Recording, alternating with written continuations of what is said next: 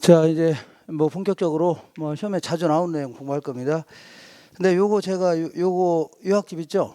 여기 아주 컬러풀하게 잘 나왔는데 여기 뭐 근데 여기 뭐가 있냐면 부동산학 서설 이런 게 있거든요.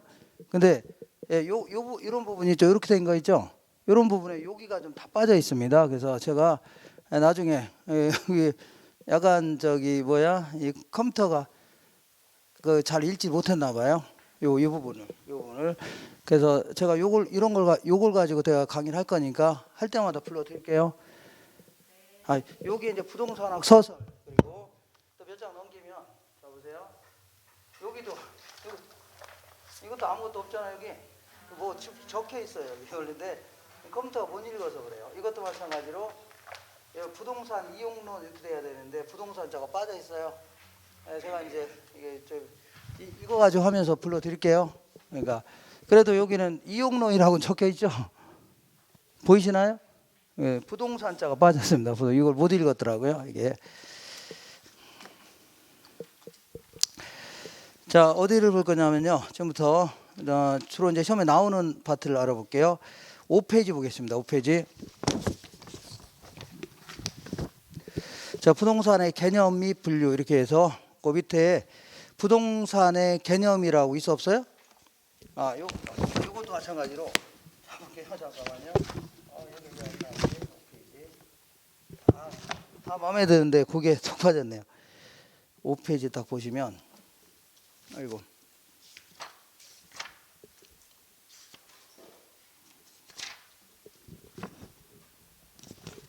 자, 5페이지 보시면 여기 원래 부동산 있죠?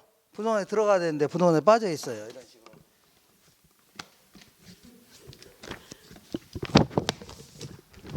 요거 보시면 부동산의 개념 부동산이죠? 이런 게 좀 빠져 있습니다. 그래서 제가 그래도 그 옆에 그 개념이 분류는 또 붙어 있죠? 그러니까 그나마 낫습니다. 그나마 낫죠? 제가 요걸로 이제 앞으로 강의하면서 불러 드릴 테니까 혹시 빠지면 이렇게 할게요.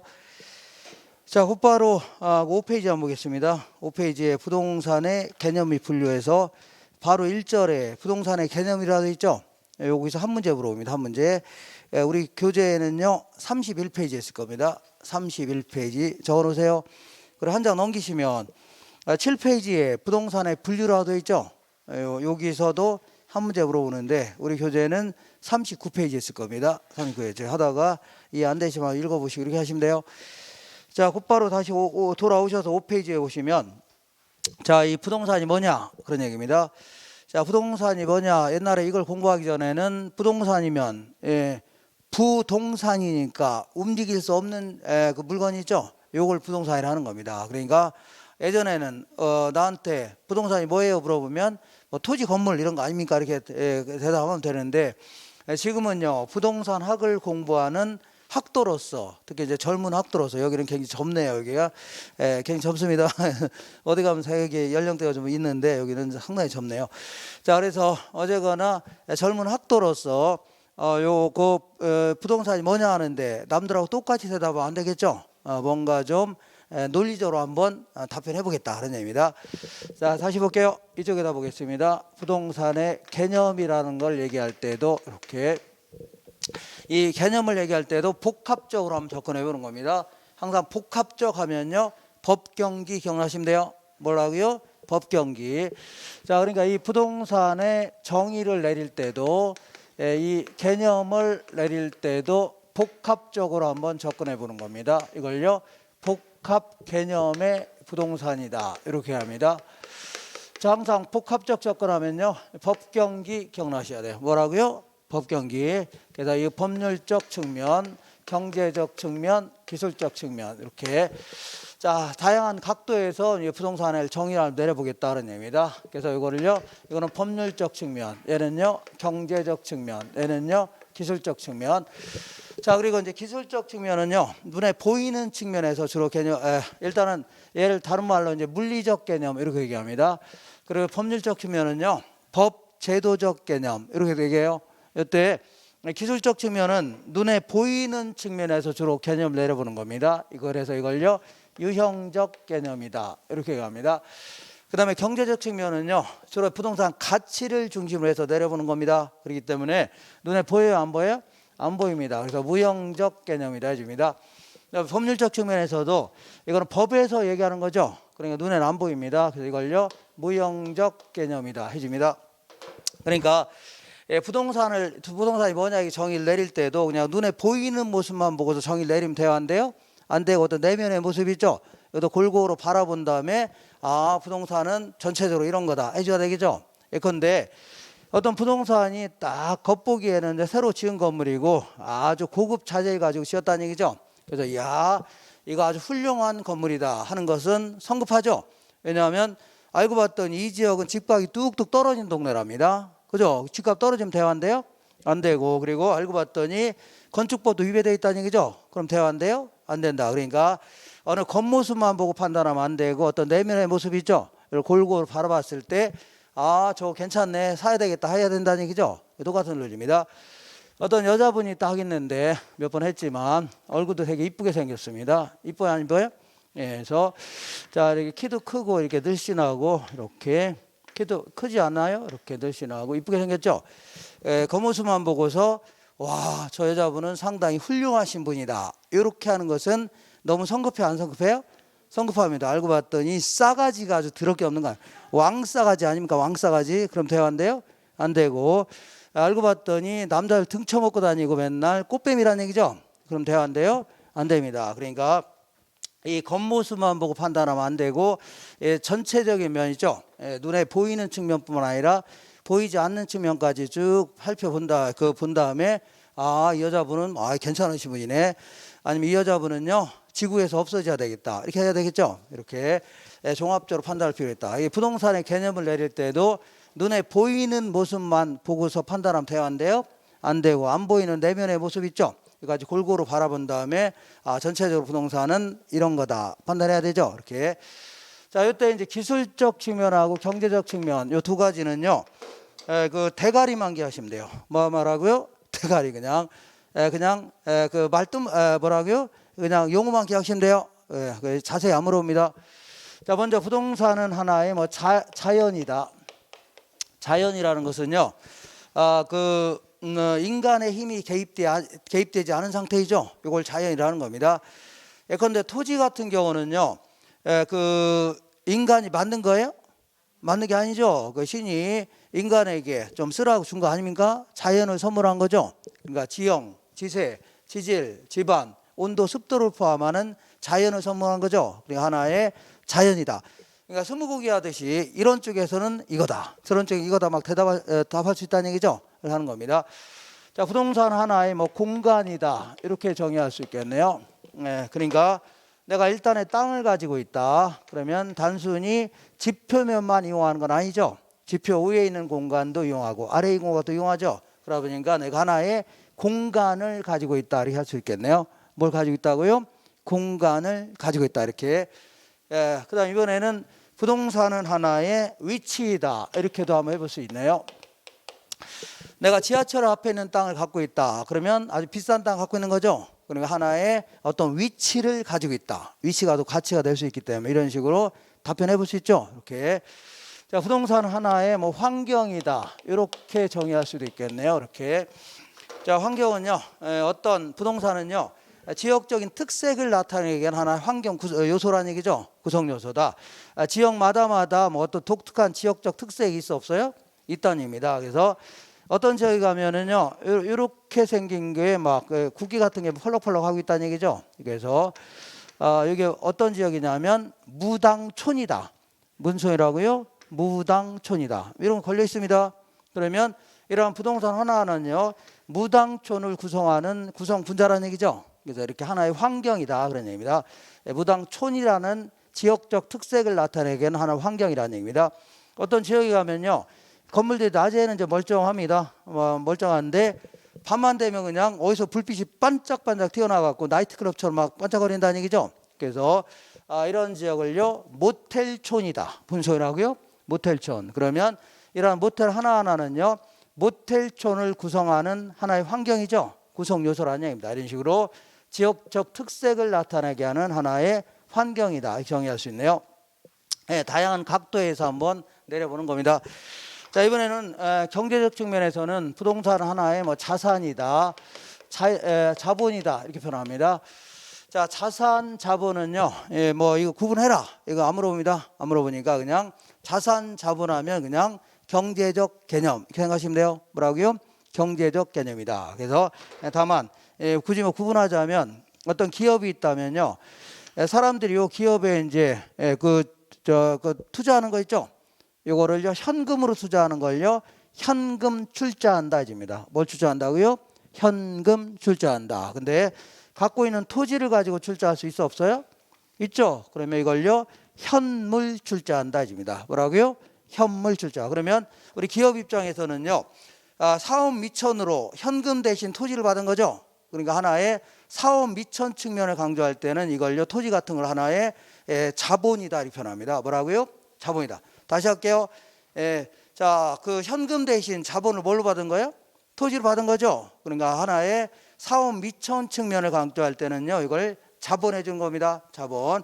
그 다음에 이 토지를 그냥 방치해 놓고 있는 게 아니라 공장 지어서 이거를 써먹을 수 있죠. 이때는요 수익 창출에 활용할 때 이거를 이런 토지를 뭐라고요? 자산해 줍니다. 뭐라고 한다고요? 자산. 다시 할게요. 그러니까 토지가 하나의 사업 미천 측면을 강조할 때는 뭐라고요? 자본이다. 이거를 수익 창출에 활용하는 측면을 강조할 때는요 자산해 줍니다. 난 무슨 얘기 모르겠다. 그러면 그냥 자산 자본은요 경제적 개념 해주면 끝나는 겁니다. 그다음에 이 토지 같은 건 하나의 뭐 생산 요소가 될 수 있다 이렇게 얘기합니다. 생산 요소. 자, 어떤 건설사가 아파트 하나 딱 지으려면 아파트라는 생산물을 생산하려면 일단 건축 자재도 있어야 되겠죠. 그리고 그 노동력도 있어야 돼 없어야 돼요? 있어야 되죠. 그리고 토지도 있어야 되겠네요. 그래서 이런 경우는요 생산물을 생산하기 위한 투입 요소다. 줄여서 이걸요 생산 요소 이렇게 얘기합니다. 그 다음에 때로는요 부동산은 소비재가 될 수 있다. 이렇게. 자, 우리 그 수업 끝나고 집에 가서 주택을 소비하고 있는 거죠. 소비하는 거 아닙니까? 다만 이런 불필 같은 거는 좀 쓰다 버려야 되는 거죠. 이걸요 단용 소비재입니다. 짧게 쓰고 버리는 걸 뭐라고요? 단용 소비재. 근데 주택은 한 두어 달 쓰다 버리나요? 쓰다 버릴 거면 저한테 버리세요. 제가 그냥 잘 제가 좀 돈 드릴 테니까 좀 한 3,000원 드릴 테니까 저한테 버리세요.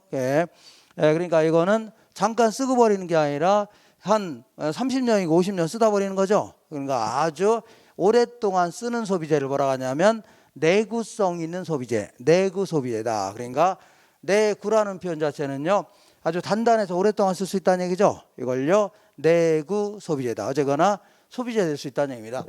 그 다음에 시장에서 거래되는 물건을요 상품해 줍니다. 상품. 이렇게. 자, 그래서 이런 식으로 이제 얘네들은요 이렇게만 기억하시면 돼요. 이렇게 하시면 돼요. 근데 이걸 암기 하려고 하면 계속 이제 눈도장 찍으시면 돼요. 계속 쳐다보시면 돼요. 보시면 되는데 나는 굳이 이걸 앞자리 따서 암기하겠다. 그럴 경우는요 뭐 어떻게 상관없는데 이 그 유교를 창시하신 분이 공자인데 공자의 환위라는 표현 자체는요 건강 상태를 환이라는 겁니다. 그러니까 과거 시험에 이게 나온 겁니다. 공자의 환위를 기술하시오. 공자의 환위를 뭐라고요? 기술하시오. 자, 그러니까 일단은 뭐 공간, 자연, 환경, 위치 이렇게 할 때는요 기술적 개념 해주면 돼요. 그 다음에 경기도 3번에 갔더니 뭐 생소한 상품이 하나가 있다는 얘기죠. 생소한 상품이 있다. 자, 그래서 이거는요 자산, 자본, 생산요소, 소비재, 상품 이렇게 할 때는요 경제적 개념이다. 이렇게 정의하시면 되겠네요. 어떻게 상관없는데 뭐 이렇게 할 수 있으면 해보세요. 그렇게 하기 싫으면 그냥 읽어보시면 돼요. 이렇게. 자, 이번에는 이 법률적 측면은 별도로 한 문제 나올 수 있습니다. 별도로 약간 더 깊이 있게 물어보기도 합니다. 약간. 자, 법률적에서는 법에서 얘기하는 부동산입니다. 그래서 법률적 측면에서는요 이렇게 먼저 협의의 부동산과 그 다음에 광의의 부동산 이렇게 구분합니다.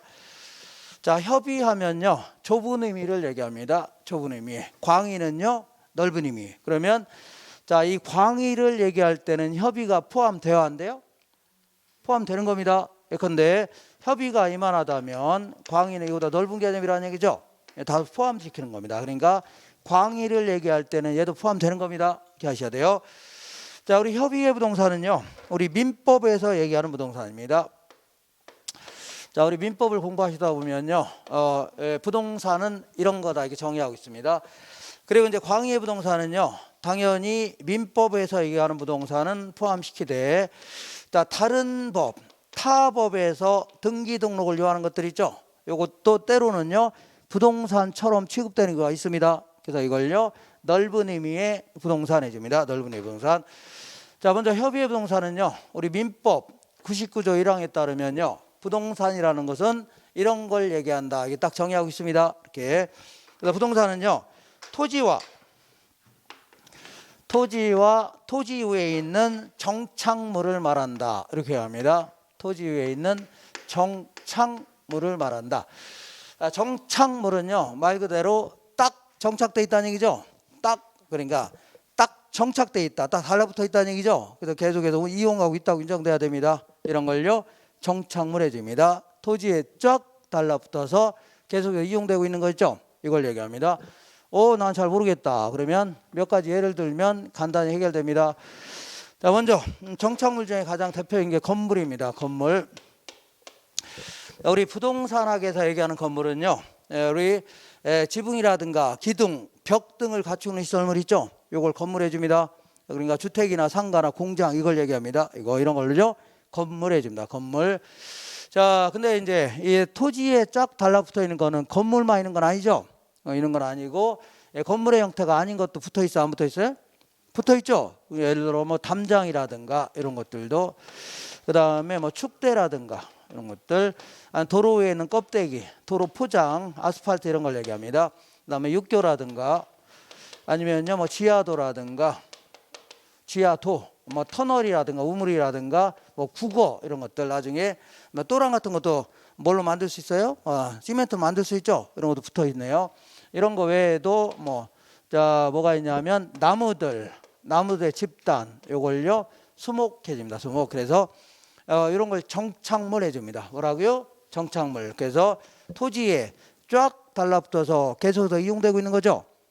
나무도 계속 이용하는 거 아닙니까? 우리 조경용이라든가 이런 거 다 이용하고 있는 겁니다. 이렇게. 근데 자, 이런 것들은요, 토지에 계속 딱 달라붙어서 계속해서 이용되고 있다고 인정돼야 됩니다. 그렇기 때문에 요거 바로 아래 보니까 참고 볼게요. 참고. 자, 정착물 관련 규정이라고 해서 거의 있죠. 이 중에서 판자집 같은 거 있죠. 이런 것들은 아무래도 얼마 있으면 헐어버릴 예정이죠. 그래서 우리 민법에 따르면요, 동산으로 간주합니다. 뭐라고요? 동산. 그리고 컨테이너 박스 같은 경우에 컨테이너 박스로 우리 건설 현장에서 그 사무실 같은 거 이용해요, 안 해요? 예를 들면 만약에 계속 이용한다 할지라도 토지에 쫙 달라붙어 있는 거, 얘네들은 토지에 기초공사 세멘트로 박아서 계속 붙어 있는 건 아니죠. 그러니까 이거는요, 정착물이 아닙니다. 알겠나요? 정착물은요, 토지에 쫙 달라붙어 있으면서 계속해서 이용되고 있다고 인정돼야 되죠. 근데 이거는 쫙 달라붙는 게 아니라 그냥 트럭에 싣고 다니는 거 아닙니까? 그죠? 이런 거는 정착물 볼 수는 없는 겁니다. 그 다음에 나무들은 정착물 맞습니다. 그렇지만 가로수용으로 쓰기 위해서 잠깐 뭐 이렇게 그 뿌리 같은 거 묶어놓고서 잠깐 심어놓은 거 있죠? 잠깐 심어놓은 거 있잖아요. 이거는 가로수용으로 가서 한 구조로 붙어있기 전까지는요, 일시적으로만 붙어있는 거죠. 그래서 한 구조로 붙어있기 전까지는 얘는 뭐라고요? 그냥 동산에 불과한 겁니다. 뭐에 불과하라고요? 동산에 불과하다 해주면 돼요. 이렇게. 자, 그 다음에 뭐가 있냐면 거기에 공중전화 부스 같은 거 있죠? 이것도 뭘로 간주한다고요? 동산으로 간주하는 겁니다. 뭘로 간주한다고요? 동산으로 간주한다. 이렇게 하시면 돼요. 자, 그 다음에 거기에 토지와 건물에 충분히 부착되어 있지 않은 기계 같은 거 있죠? 이거 다 뭐라고요? 동산으로 간주됩니다. 뭘 간주해요? 동산으로 간주한다. 이렇게 하시면 돼요. 그 다음에 만약에 그 밑에 이런 얘기를 해볼게요. 어떤 얘기를 하냐면 지금부터 자, 요걸 정착물이라는 거죠. 이 정착물은요, 어떤 것들은요, 토지하고는 독립된 정착물이 있습니다. 지금부터 독립된 정착물이라는 것은요, 토지하고는 별개의 부동산이라는 얘기죠. 그렇기 때문에 얘는 별도로 팔 수도 있다는 얘기입니다. 아니면요, 독립된 부동산이니까 별도로 담보 잡히고 돈 빌릴 수도 있는 겁니다. 알겠죠? 별도의 부동산, 독립된 부동산이니까. 되셨죠? 자, 지금부터 우리 그 건물 같은 경우는요, 토지하고는 독립된 부동산으로 간주합니다. 토지의 그 뭐라고요? 독립된 부동산으로 간주합니다. 무슨 얘기냐면 이런 얘기입니다. 자, 보시면 이렇게 볼게요. 여기가 이제 갑이라는 사람이 땅을 갖고 있고, 자, 여기 건물도 갑이 갖고 있습니다. 그런데 토지하고 건물은 별개의 부동산이라고 했죠. 예, 따로따로 부동산이에요. 따로따로. 그렇기 때문에 얘만 별도로 담보 잡히고 돈 빌릴 수가 있는 겁니다. 얘만 별도로 저당권 설정이 가능합니다. 그리고 얘만 건물만 별도로 을한테 팔 수가 있어 없어요? 있다는 얘기입니다. 알겠나요? 왜냐하면 독립된 부동산이니까. 뭐라고요? 독립된 부동산이니까. 자, 이렇게 하시면 돼요. 그러면 우리가 이제 소유권을 공시한다. 그 얘기는 내 거라는 사실 널리 알리는 거죠. 이때 소유권 공시는요, 보통 건물 같은 거라든가 토지 같은 거는요, 등기함으로써 공시하는 겁니다. 뭘 함으로써요? 등기. 아, 등기함으로써 널리 알리는 거예요. 내 거라는 사실을. 그죠? 그럼 만약에 이런 경우에는요, 땅은 갑거죠? 땅 갑거 아닙니까? 건물은 누구 거예요? 을 거 아닙니까? 그러면 등기부가 한 장으로 돼 있으면 돼야 한대요. 건물을 팔았으면 등기부상 소유자가 바뀌는 거죠. 그러면 등기부가 한 장으로 돼 있으면 돼야 한대요. 안 되는 겁니다. 두 장으로 돼 있어야 돼요. 그러니까 토지 등기부가 따로 있어야 되고 건물 등기부 따로 있어야 돼요. 그죠? 그래서 왜냐하면 별개의 부동산이니까. 뭐라고요? 별개의 부동산이니까. 근데 참고로 근데 일반적으로는요, 건물만 따로 파는 경우는 많아요, 적어요? 많지는 않겠죠. 그래서 보통 일체가 돼서 거래될 때, 두 개 이상의 부동산이 일체가 돼서 거래할 때 이걸요, 복합부동산 이렇게 표현합니다. 무슨 부동산이라고요? 복합부동산이다 이렇게 합니다. 다시 할게요. 원래 토지 건물은 별개죠. 따로따로인데 일반적으로는 토지 건물이 일체가 돼서 거래되는 게 일반적이죠. 그런 경우 뭐라고요? 복합부동산이다. 정리할 수 있죠? 이렇게 하시면 돼요. 자, 이렇게 참고로 거기 문제가 있을 겁니다. 예, 하기로 하고. 자, 근데 너 담장만 네가 사가라, 축대만 네가 사가라 이런 경우는 많아요, 적어요? 많은 게 아니라 이런 경우는 없겠죠. 아, 도로에는 껍데기만 네가 사가라 하는 경우는 없겠죠. 그 얘네들은요, 토지에, 얘는 건물은 독립성이 있지만 얘네들은요, 토지에 달라붙는 순간 토지의 일부가 되는 겁니다. 뭐가 된다고요? 토지가 되는 거예요. 토지 구성분자인 토지가 되는 겁니다. 되셨죠? 그렇기 때문에 독립성이 없다 이겁니다. 뭐가 없다고요? 독립성이 없다. 그러니까 자, 결국은 토지 팔 때 얘는 빨려 들어가면서 팔리는 거지 얘만 별도로 파는 건 아니죠. 별도로 파는 건 아니라는 얘기입니다. 이렇게 하시면 돼요. 자, 이렇게 하시고, 그러니까 건물 같은 거는 독립된 부동산이지만 얘네들은요, 독립성이 없다는 얘기는 별도로 팔 수는 없다는 얘기입니다. 알겠죠? 토지 팔 때 같이 빨려 들어가면서 팔리는 거지 따로 팔 수는 있어 없어요? 없다 이렇게 하시면 돼요. 다만 자, 이 나무들 혹은 나무들의 집단 이거 좀 볼게요. 얘네들을요, 우리 그 토지나 건물 같은 경우는 등기함으로써 공시하죠. 등기하고 공시하는데 나무 같은 경우는 때로는요, 이것도 일종의 공시 방법은 될 수가 있습니다. 그래서 이걸 명인 방법으로 공시한다 표현합니다. 어떻게 한다고요? 명인. 나무나 나무의 집단들을요, 명백히 인식할 수 있는 방법 있죠. 요걸로 공시하는 경우도 있습니다. 어떻게 하냐면 이렇게 하는 겁니다. 자, 이 갑의 땅인데 나무들이 좀 있습니다. 나무 하나가 될 수도 있고 이때는요, 집단이 될 수도 있습니다. 이렇게 이걸 어떻게 하냐면 이렇게 하는 겁니다. 건데 울타리를 딱 쳐놓으면서 울타리를 딱 치고서 여기다 편말에다가 들어오지 마세요. 들어오면 새총으로 쏘겠습니다. 이렇게 할 수 있어 없어요? 있죠. 이것도 일종의 내 거라는 사실을 널리 알리는 거죠. 그죠? 이런 걸 뭐라고요? 명인방법으로 공시한다. 관습법상 명인방법으로 공시한다 해줍니다. 이런 것들도 이런 식으로 이렇게 할 때도요. 다시 할게요. 이 명인방법으로 공시하더라도 이때는요, 독립된 부동산으로 인정해주겠다 그런 얘기입니다. 독립성 있는 부동산 인정해주겠다는 얘기죠. 그게 무슨 얘기하면 자, 독립성이 있다. 이게 뭐냐면 심어져 있는 상태에서 얘를 을한테 팔 수가 있어 없어요? 있다는 얘기죠. 그래서 이해가 되겠나요? 이렇게. 자, 이래서 왜냐하면 독립된 부동산이니까. 되셨죠? 다시 할게요. 명인방보로 공시할 때는 독립된 부동산으로 간주하겠다는 얘기죠. 그러니까 걔만 별도로 팔 수도 있다는 얘기입니다. 됐죠? 걔만 별도로 팔아도 법에서 팔았다는 사실 인정해 주겠다는 얘기입니다. 알겠죠? 여기서는 법에서 인정하냐 안 하냐 그런 얘기 하는 겁니다. 되셨죠? 이렇게. 근데 얘는 그 별도로 나무들만 별도로 등기한 거예요, 안 한 거예요? 등기한 건 아닙니다. 그럼 은행 입장에서는요, 별도로 등기가 돼 있다면, 나무들만 별도로 등기가 돼 있다면 나무들만 별도로 담보자고 돈 빌릴 수 있죠. 저당권 설정이 가능합니다. 근데 나무들을 별도로 등기가 돼 있어 안 돼 있어요? 안 돼 있죠. 그렇기 때문에 저당권 설정은 안 되는 겁니다. 뭘 안 된다고요? 저당권 설정 안 되고 그냥 심어져 있는 상태에서 남한테 팔 수는 있어 없어요? 있다. 이렇게 하시면 돼요. 이렇게 하시면 돼요. 이번에 이런 얘기를 해볼게요. 어떤 얘기냐면, 자, 건물에 붙어 있는 많은 물건들이 많이 있을 겁니다. 여기 다 붙어 있어 안 붙어 있어요? 붙어 있죠. 엘리베이터라든가 다 붙어 있는 거 아닙니까? 뭐 이런 것들이 만약에 정착물에 해당된다. 그러면 정착물에 해당된다는 얘기는 건물을 구성하는 구성부자라는 얘기입니다. 결국 부동산이라는 얘기입니다. 뭐라고요? 부동산. 그렇기 때문에 남한테 팔게 되면요, 상대방한테 넘어가는 겁니다.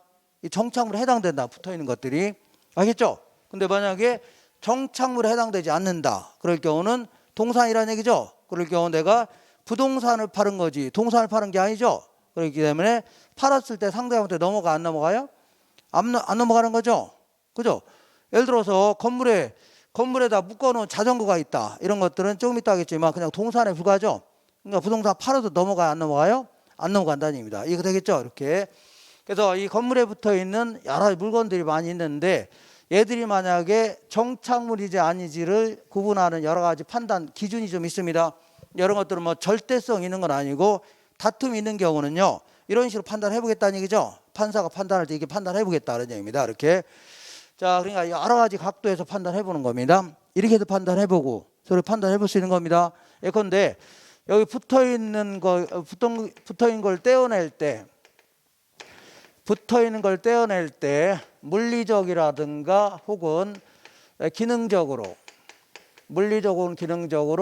손상을 줄 수도 있고 손상을 전혀 안 줄 수 있다는 얘기죠. 그래서 손상을 준다면 그때는 뭐라고요? 정착물에 해당됩니다. 그렇지 않으면 뭐라고요? 동산에 불과하다 해줍니다. 그렇지 않으면 뭐라고요? 동산에 불과하다 이렇게 얘기합니다. 자, 예를 들어서 건물에 붙어 있는 엘리베이터 같은 거 볼게요. 이걸 떼어내려면 건물의 일부를 헐어버려야 되죠. 물리적 손상을 줘야 안 줘요? 줄 수 있죠. 그러니까 이때는요, 정착물이 아닙니다. 정착물. 근데 만약에 건물에 붙어 있는 수도꼭지 같은 거 볼게요. 수도꼭지 같은 거는요, 이걸 돌려서 빼내게 되면 건물에 물리적 손상은 줘야 안 줘요? 안 주죠. 돌려서 빼내면 될 거 아닙니까? 몽키 스패너로 돌려 빼내면 돼요. 물리적 손상은 안 주죠. 그렇지만 수도꼭지를 떼어내게 되면 이걸 건물이 제 기능을 할 수 있어 없어요? 목욕도 못하고 물도 못 쓰는 거 아닙니까? 그러니까 이때는 기능적 손상을 줄 수 있다는 얘기죠. 그러니까 둘 중 어느 하나라도 손상을 준다. 그때는 뭐라고요? 정착물이라는 얘기입니다. 알겠죠? 이해가 되겠나요? 둘 다 손상을 안 준다. 그럼 뭐라고요? 동산이라는 얘기입니다. 예를 들어서 건물에 붙어있는 액자 같은 거 볼게요. 이거 떼어내려면 건물에 물리적 손상을 줘야 안 줘요? 안 줄 거 아닙니까? 그리고 이걸 떼어냈다고 건물이 재기능 못하고 이런 건 아니겠죠? 그렇게 하시면 돼요. 이번에는 여러 가지 형태로 한번 구분해 보는 겁니다. 두 번째는요, 이 설치한 게 용도에 맞게끔 특별히 구축 고안될 수도 있고 특별히 구축 고안된 건 아니라는 얘기죠. 그래서 용도에 맞게끔 특별히 구축 고안돼 있다. 그러면 그때는 뭐라고요? 정착물에 해당됩니다. 그렇지 않으면 뭐라고요? 동산에 불과하다 입니다. 어디 불과하다고요? 동산에 불과하다 이렇게 얘기합니다. 자, 예를 들어서 교회에 설치되어 있는 의자 세트 같은 거 있죠. 이렇게도 판단해보고 저렇게 판단해 보는 겁니다. 교회에 설치된 의자 세트 이런 것들은요, 그 설교 목적으로 용도에 맞게끔 특별히 구축 고안되는 거죠. 그럼 얘들도 마찬가지로 건물의 일부라는 얘기입니다. 뭐라 일부라고요? 건물의 일부. 그래서 원래 이제 교회를 그 목사님이 함부로 막 팔고 그러면 안 돼요. 교회는요 지분 자체가 없는 겁니다. 총유 재산이라는 겁니다. 뭐라고요? 총유. 그렇기 때문에 함부로 팔면 돼야 한대요. 전 성도들의 뭐 합의도 없이 그냥 팔고 그러면 안 돼요. 근데 이제 관행적으로 뭐 어떤 목사님이 어느 날 성도 수대로 머리 수대로 막 걸리고 막 팔기도 합니다. 팔기도 해요. 잘 모르시나요? 팔아요. 팔고 절도 사고 팔고 합니다. 우리 이제 나중에 아니라 쉬는 시간에 인터넷 핸드폰 있죠? 거기다가 검색란에 절 매매 이렇게 써보세요. 그러면 절 팔려고 나는 거 무지장 많습니다. 걸리고 붙고 막 팔립니다. 무지장 많아요. 이렇게 이런 것들은 전부 다 총유재산이라 원래는 목사님 혼자 팔면 돼야 한대요. 안 되는데 관행적으로 막 팔고 있습니다. 그럼 만약에 목사님이 어떤 교회를 타인에게 다른 목사님한테 팔았어요? 안 팔았어요? 팔았죠? 그러면 교회에 설치된 의자 세트 이것도 다음 목사님한테 넘어가는 겁니다. 어떻게 한다고요? 다음 목사님한테 넘어가는 거예요. 알겠죠? 이렇게. 자, 이렇게 하시고 이번에는 또 여러 가지 형태로 한번 판단해 보는 겁니다. 이번에는 설치한 의도 자체가 임대가치의 뭐 증진 목적으로 설치했다. 아니면 임대가치 증진 목적은 아니다. 그래서 임대가치 증진 목적으로 설치했다면요, 그때는 정착물 맞습니다. 맞아요. 그렇지 않으면요, 뭐 동산이다 이렇게 합니다. 동산이다. 예컨대 임대 아파트에 설치되어 있는 뭐 가스스토브라든가 양문형 냉장고, 에어컨 세트 같은 거 있죠. 이런 것들을 임대료 많이 받으려고 칸칸마다 집어넣는 거 있죠. 이런 건 다 건물을 구성하는 구성부자예요. 알겠나요? 그렇기 때문에 임대주택을 누구한테 팔게 되면 거기 안에 있는 거죠. 다 같이 넘어가는 겁니다. 왜냐면 건물을 구성하는 뭐라고요? 구성분자이기 때문에. 이해가 되겠나요? 이렇게도 판단해보고 저렇게 판단해보는 겁니다. 이렇게 하시면 돼요. 자, 근데 만약에 겨울철에 너무 추우니까 임대하는 직원들이 너무 추울까봐 잠깐 가스스토브 갖다 놓을 수 있어 없어요? 이거는 임대가치 증진 목적이라기보다는 잠깐 추워서 잠깐 갖다 놓은 거 아닙니까? 이런 것들은 뭐라고요? 동사이단입니다. 이거 되겠죠? 예. 다양한 각도에서 한번 따져볼 수 있다는 얘기입니다. 근데 마지막으로 여기에 해당되는 정착물이 하더라도 누가 설치했냐 달라집니다. 만약에 임대인이 설치했다. 임대인은 집주인을 얘기합니다. 집주인이 설치했다면 정착물 맞습니다. 근데 만약에 임차인이 설치했다. 임차인 누구예요? 세입자입니다. 세입자가 설치했다면요, 말은 정착물이지만 실제는요 동산입니다. 말은 임차인의 정착물이지만 실제는 뭐라고요? 동산이다. 이렇게. 아니 말은 실제는 뭐 이런 게 뭐 있습니까? 그런 게 있습니다. 그런 표현이 있어요. 여러분 민법도요. 자, 그 지상권자가 나중에 지상권 설정기가 종료되는 경우 있죠. 그럴 경우는요, 지상물 매수 청구권이라는 걸 행사할 수 있습니다. 뭘 청구한다고요? 지상물 매수 청구권. 근데 얘는요, 말이 청구권이지만 실제는요, 형성권입니다. 실제는 뭐라고요? 일방의 의사표시로도 법률 효과가 나타나는 겁니다. 말은 청구권이지만 실제는 뭐라고요? 형성권. 이런 식으로. 얘도 마찬가지로 말은 정착물인데 실제는 뭐라고요? 동산이다. 이렇게 하시면 돼요. 근데 이런 식으로 판단해 봤는데도 불구하고 정착물인지 아닌지가 분명하지 않다는 얘기죠. 그때는 정착물로 간주됩니다. 뭘 간주하고요? 정착물로 간주해서 상대방한테 넘어가는 겁니다. 알겠죠? 그거. 자, 여기 다시 읽어볼게요. 거기에 요거 있죠. 요 박스 바로 아래 보면 정착물 관련 규정이라고 해서 그 세 번째 볼게요.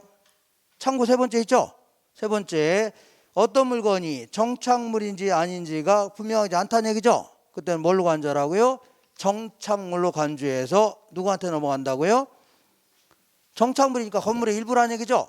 부동산이라는 얘기죠. 상대방한테 넘어가는 겁니다. 알겠죠? 이렇게 하시면 돼요. 자, 한 장 넘겨보겠습니다. 넘겨보시면 참고로 자, 그러니까 만약에 임차인이 설치한 정착물은 뭐가 된다고요? 동산이라는 얘기죠. 예컨대 어떤 세입자가 점포를 임차한 세입자가 선반 같은 거 설치할 수 있어 없어요? 근데 얘는 임대차 기간이 끝나면 다 집에 가야 집에 와요? 지목하죠. 그러니까 동산에 부과단입니다. 근데 이럴 수도 있겠네요. 만약에 그 임차인이 설치한 정착물 있죠. 선반 같은 거를요. 임대차 기간이 끝나면 그냥 남겨놓고 가기로 하고 계약할 수 있어 없어요? 이럴 경우에는요. 임대차 기간이 끝나면 집 주인거가 되는 거죠. 그때는 뭐가 된다고요? 정착물이 될 수 있는 겁니다. 되셨죠? 정착이 될 수 있다 이렇게 하시면 돼요. 자, 그 다음에 그런 얘기 거기 써 있을 겁니다. 이제 마지막으로 광의의 부동산 알아볼게요. 무슨 부동산 하고요? 광의의 부동산은요. 당연히 자 협의의 부동산을 포함해야 하네요. 하는 겁니다. 토지와 그 정착물은 포함해야 하네요. 하는 겁니다. 그러니까 여기다가 소위 말하는 준부동산이다. 자, 여기서 말하는 준부동산이라는 것은요. 부동산에 준하겠다. 우리 부동산 학에서 얘기하는 준부동산은요. 부동산처럼 취급하겠다는 얘기입니다. 뭐처럼 취급하겠다고요? 부동산처럼 취급하겠다. 그러니까 원래는 다 부동산이 아닙니다. 민법에 따르면 다 동산이에요. 그렇지만 어떤 경우는요. 부동산처럼 취급하겠다는 얘기예요. 어떤 부동산 활동을 할 때는 이렇게 하셔야 돼요. 자, 얘네들은요. 전부 다 다른 법에 따라서 타 법에 따라서 등기 등록을 요하는 것들입니다. 타 법에 따라서 원래는 동산인데 거의 대부분 뭐라고요? 타 법에 따라 등기 등록을 요하는 것들이죠. 요걸 얘기합니다. 예를 들어 볼게요. 예를 들어서 자동차 같은 거 생각해 볼게요. 자, 자동차는요. 우리 아파트를 구입하게 되면 내가 그 등기해야 하네요. 등기해야 되죠. 근데 내가 자동차를 구입했다. 그럴 경우에는 자, 자동차 관리법이라는 다른 법이 있습니다. 그 법에 따라서 등록해야 돼요. 뭐라고요? 등록하면 넘버가 나왔나요? 넘버가 나오면요. 넘버 붙이고 다녀야 되죠. 그러면 정부에서 관리하고 있는 겁니다. 다 우리가 아파트 구입하면 등기하죠.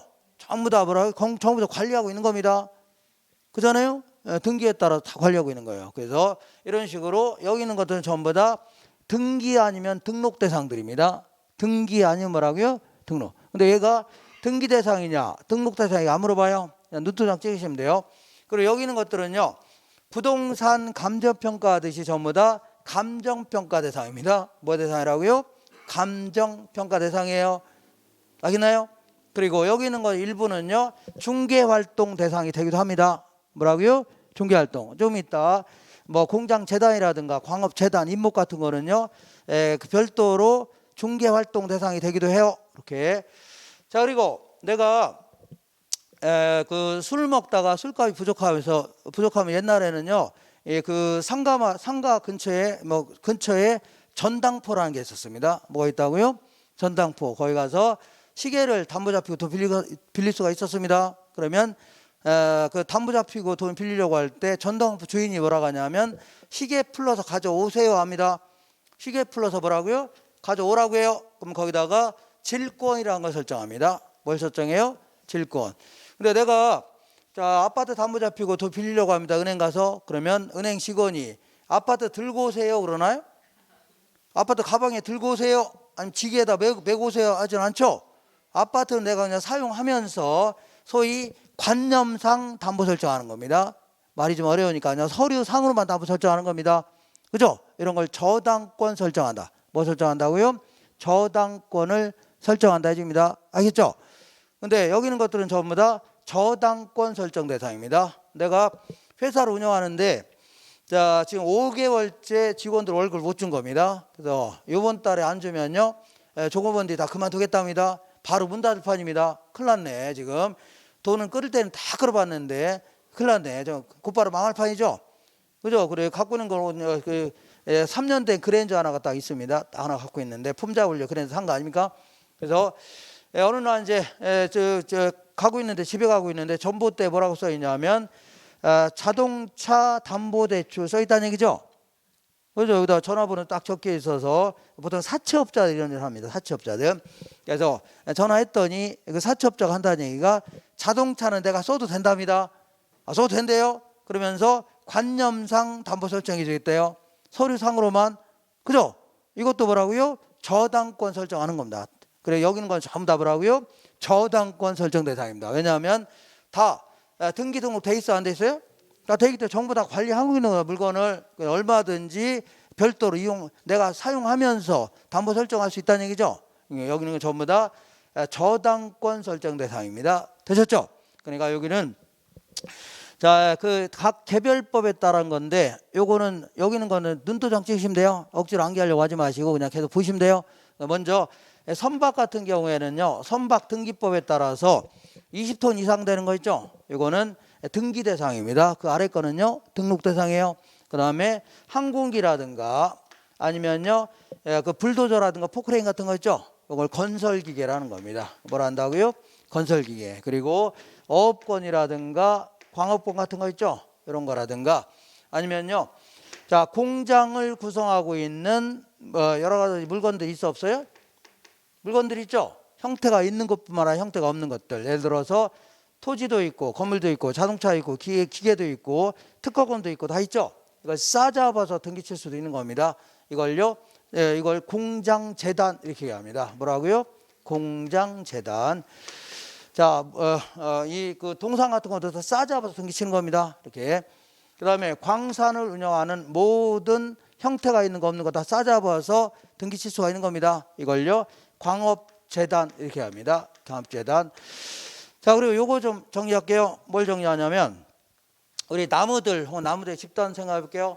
나무나 나무의 집단들은 원래는 정착물 맞아요, 안 맞아요? 정착물 맞죠? 부동산은 부동산이라는 얘기입니다. 근데 원래는 독립성은 있어 없어요? 없어요. 다만 명인 방법을 갖출 때는 독립성이 있어 없어요? 타인에게 팔 수 있는 거죠. 다만 얘는 저당권 설정은 돼야 한대요? 안 되는 겁니다. 아이고 뭐 등기가 돼 있어야 저당권 설정하는 거 아닙니까? 다만 우리나라에서는요 다른 법에 따라서 임목에 관한 법률이 있습니다. 민법이 아닌 뭐라고요? 임목에 관한 법률에 따라서 이건 나무 하나는 안 됩니다. 나무 집단만 해당됩니다. 나머지 집단들은 갑이 땅을 갖고 있는데 요거를 임목에 관한 법률에 따라 등기하게 되면요 임목이라는 명칭을 씁니다. 뭐라 쓴다고요? 임목. 그럴 때는요 얘네들은요 독립된 부동산이 되는 겁니다. 그렇기 때문에 별도로 을한테 팔 수 있어 없어요? 있어요. 그리고 얘는 등기가 돼 있어요 안 돼 있어요?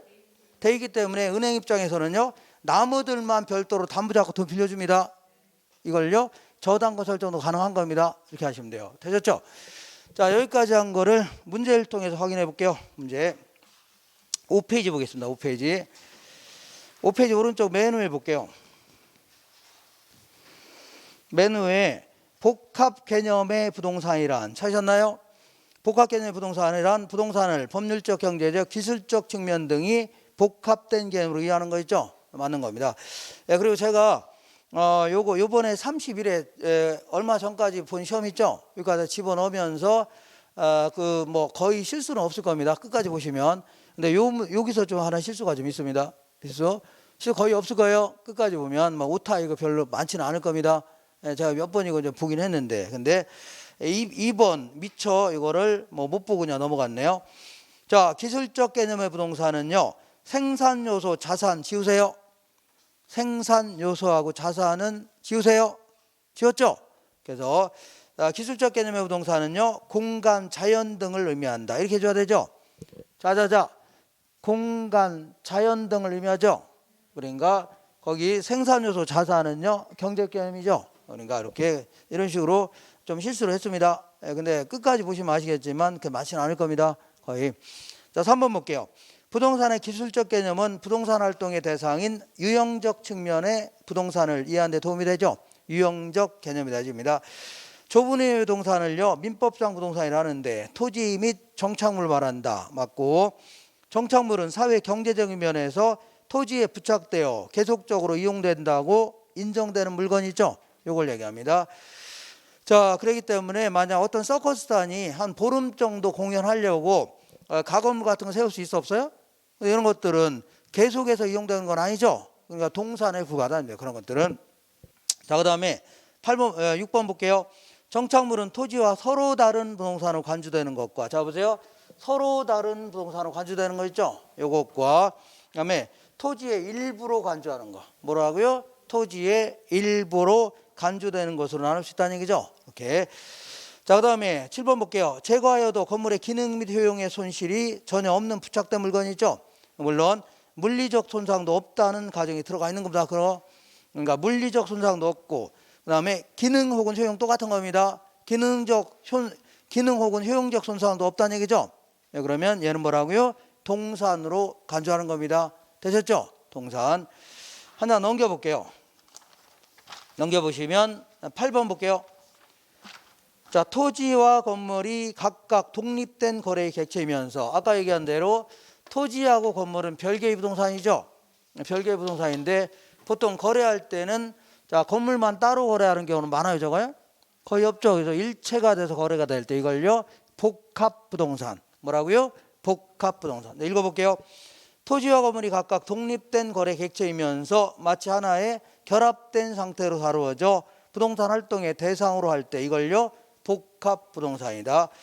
준부동산은요 등기 등록의 공시 방법을 갖춤으로써 부동산에 준하여 취급되는 특정의 동산 등이죠. 이걸 말한다. 맞는 거죠?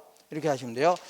자, 이 정도 하시고 잠깐 쉬었다가 부동산의 분류 알아보겠습니다. 오케이.